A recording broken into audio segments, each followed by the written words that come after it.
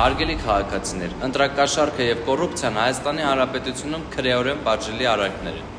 Օրենքը հստակ ասում է, պատասխանատվություն են կրում եւ տվողը, եւ վերցնողը։ Վերջին օրերին հրապարակված խոսակցություններից պարզ դարձավ, որ ոմանք որոշել են խելացի լուծում գտնել։ Հեռախոսով չասել փող կամ կաշառք, այլ փոխարեն ասել կբերեմ քյաբաբ։ Թվում է բառերը փոխեցին ու ամեն ինչ օրինական դարձավ։ Ցավոք իրենց համար ոչ։ Սիրելի քաղաքացիներ, եկեք պարզ ասենք, եթե քյաբաբ բառը օգտագործում է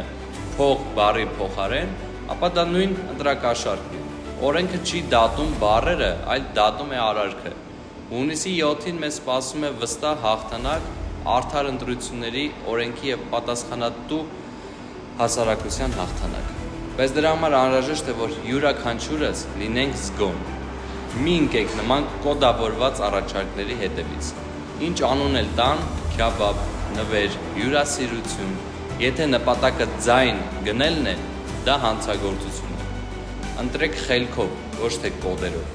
Կեցցե ազատ, արդար, խաղաղ Հայաստանի Հանրապետություն։